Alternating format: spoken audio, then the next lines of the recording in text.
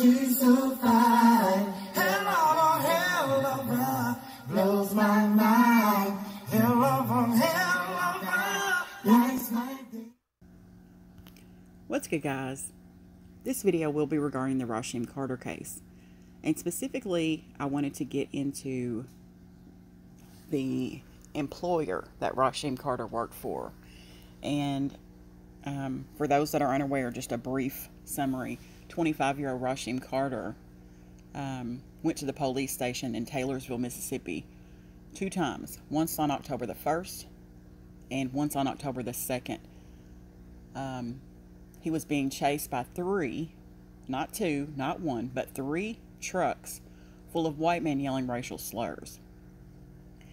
He was brushed off at the police station, and he sent his mother a message telling her that if something happened to him, and he gave her a name, this person will have something to do with it, because me and him aren't seeing eye to eye on the job site. And it was his boss, Luke Clements.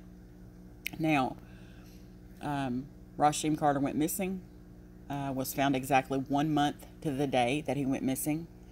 They found him on private property on November the 2nd of 2022. And his bones were scattered. They also found a wallet, some clothing, his chime card, an iPhone battery, and his driver's license, and his room key where he was staying at the Super 8 Hotel in Laurel, Mississippi. Now, his employer has done an interview with News Nation. Rasheem Carter's family had done an interview with News Nation as well. So I wanted to cover this interview. He has lawyered up. He is also in hiding with his family because he says he has received a lot of backlash. Now, let's just go ahead and cut to it. We brought you the story of Rasheem Carter in Mississippi. He disappeared. He told the police and his mother he was afraid that there were a group of white men that were threatening him. And then they found his body in the woods, decapitated, body parts separated. Police said no foul play. That was weird. But then police also said it was possible for animal activity. And we checked with a death investigator who said 100% that was possible at that time, that length of time in the woods. Rasheem's the family wants a federal investigation into this. They are very upset about it. They actually have said this was an evil act. Through their lawyer, Ben Crump, this was an evil act. Somebody murdered Rasheem Carter. The family just released a statement to the public saying that Rasheem told them that if anything should happen, then definitely his boss was responsible. And they haven't produced that text, they haven't produced that evidence, but what that did was it set a mob in motion. An online mob has gone after that boss. That boss's name is Luke Clements, and Luke's family was targeted by the internet mob. There were death threats against Luke, against his wife, against his kid, against Luke's wife. The whole Clements family has had to go into hiding at this point, now fearful of their life. All the contracts that they've had to stop. All those workers were laid off. And there is evidence that has surfaced that shows Luke could not have done this crime. Now, as you can see, she builds the case up. Now, as far as the medical examiner saying that wild animals could have done this to Rasheem, yes, it is possible. But I say to them this: if you have those kind of wild animals that are on your property that will attack someone just like that, you need to call the game warden, because you got some serious issues going on that property, okay? I wouldn't feel safe on my own property if I knew I had an animal running around my piece of land that would do that to a human, okay? Second of all, she's painting Luke Clement as this martyr, calling this an online mob, okay? I don't agree with anyone going after Luke Clement online like that. But I do believe that his name should definitely be discussed and should have been revealed. He was the boss. His name came up for a reason, and that reason he's well aware of. Now, she's saying that it's proven that he could not have possibly done this. That's not true. okay? You got to watch how she words it, because he's about to get into it, and I want you to pay very close attention. I want to bring in Luke Clements, who is in hiding. He was Rasheem's boss. He owns that company that hired Rasheem to work in Mississippi.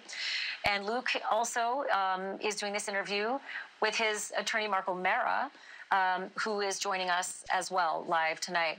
Luke, let me start with what's happened to you and your family and why you decided to get everybody and immediately go into hiding. You know, after the national press conference, you know, all throughout the process of the Rasheem case and all, I've continuously, ever since he went missing, have received calls and always receiving things, you know, via the internet and social media. But once the national press conference hit the news, it just got relentless. You know, we started getting death threats. You know, it started being accusations made toward my wife and my kids. And then it was just relentless. I mean, they would call me every minute, every 2 minutes. They'd leave me messages into my voicemails filled up on my phone. Text messages were just horrific text messages. Just stating some horrific things that they wanted to do to me and my wife and my children.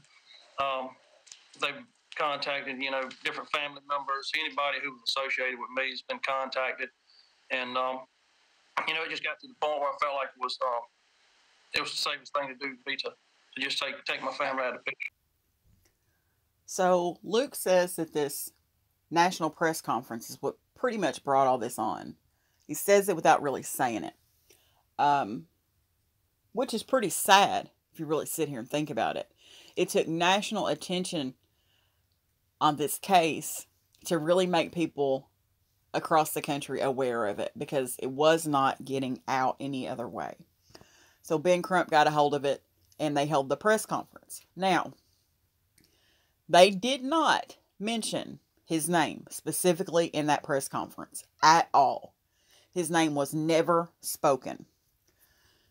What people did is they figured out where Rasheem Carter was working, and they went and started digging, trying to find who the boss was. Because you cannot take away from this fact that Rasheem Carter texted his mom this information. There is a reason why he texted his mom this information. He didn't just pull this out of his ass. He says that accusations were made toward his wife and his children. That's not the correct language. I guess he's trying to say threats, because nobody's accusing his wife or his children of anything. But she's going to go on to read some of these text messages. So let's go ahead and listen to it. Let me read some of the text messages that you have received from this online mob. Okay, I'm going to start here. And there are some things I've had to obviously redact because they are so horrendous. Yes, you and your family will suffer, and your kids will suffer for the rest of their life. The next text is, the guy who killed Rasheem Carter is Stephen Luke Clements. Stop waiting on the police to give y'all justice. His wife's name is blank. And of course, they used the name. This next one is, you are being followed. Everywhere you go, what goes around comes around. This next one is about your wife, and it's a rape threat. I've had to redact it heavily. It says, that pretty little blank of yours will have blank, which is sexually explicit language, when your eyes roll to the back of your head. Don't get caught on here. The next text is about your children. It says, your children will be left on this planet with our race. You better pray to your white God that we have mercy on them. Luke, what have the police done about these threats to you and your family? We've made contact with all the local law enforcement, the sheriffs and all in our county, and they're aware of everything that's going on. They've been very supportive. You know, I've definitely had a lot of support from the local law enforcement. And they've made continuous checks, you know, on our business and our properties and all of the areas that are locally. And they've also they've been very supportive as to talking to me and just checking on me and just making sure that everything was okay. It's just been Now, Luke is receiving multiple threats via his Facebook page. Now, what he reads online past that, that's his business, and you don't have to go read that. But if he really wants to know who's doing the threatening via Facebook, and who's calling and all this stuff, there's one surefire way to know, and that's to get the Department of Justice involved. So maybe Luke Clements should also cheerlead to have the Department of Justice take this case over so that he can figure out who's doing that to him as well. It's a shame and it's sad that those same law enforcement officers that are currently providing support to him and his family during this time didn't provide that same support to Rasheem Carter when he went there on October the 1st and went back on October the 2nd because they brushed him off. They brushed him off again, said they didn't have a charger that would fit his iPhone. Find that hard to believe. Wanted him to go to the gas station and get one. Wouldn't help him in any kind of way. And he went missing later that day. Never to be seen or heard from again. Minus the one shot on the deer cam. I want to find out what happened to Rasheem, and I want to help any way we can. And we have, we've made every effort to address any of these accusations that have been made. And it's just unfortunate that that it's just been a rough time. And I say to Mr. Clements, what have you done to try to help find Rasheem Carter? Anything? Have you done anything to try to help find him? Did you attend any of the rallies? Did you attend anything? Did you help look for him?